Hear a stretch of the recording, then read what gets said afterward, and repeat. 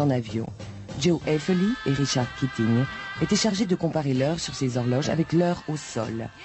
Lorsqu'ils ont commencé l'expérience, ils ne savaient pas à quoi s'attendre. Je ne fais pas confiance à ces professeurs qui gribouillent plein de choses sur les tableaux noirs et prétendent tout comprendre. Parce que moi, je vais vérifier sur le terrain ce qu'ils n'arrivent pas à prouver en chiffres. Richard m'avait dit que dans tous ses travaux précédents, il n'avait pu vérifier l'effet de la dilatation du temps. C'est vrai. Je n'avais jamais vu ça. Je connaissais toutes les hypothèses émises, mais j'ai toujours pensé que la meilleure preuve était d'en faire l'expérience.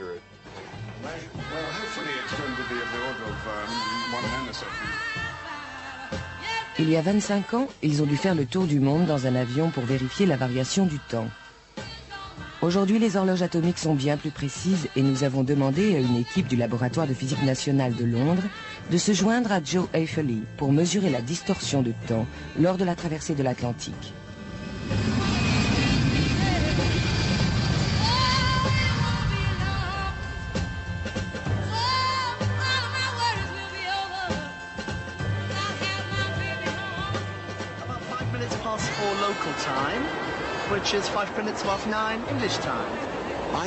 Einstein a dit que le temps est ce qui s'affiche sur une horloge. Je sais ce qu'est une horloge, je pense donc savoir ce qu'est le temps.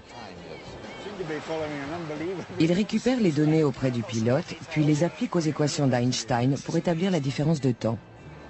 I bring you the latest news from the cockpit. We have accumulated so far a change of 34 nanoseconds. Broadly speaking, it seems to confirm the original prediction. The clock will have gained somewhere between 37 and 40 nanoseconds when we land in about half an hour's time. Suppose you would live for 100. Imaginez que vous vivez 100 ans et que vous passez votre vie entière dans cet avion à faire le tour du monde. Vous pouvez vous attendre à être plus jeune que ceux qui sont restés au sol d'un 10 000e de seconde.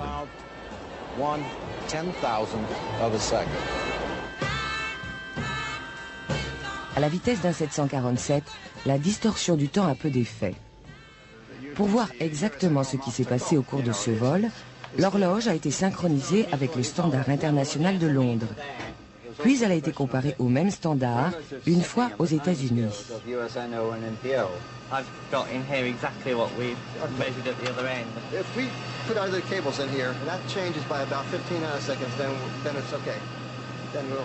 C'était bon.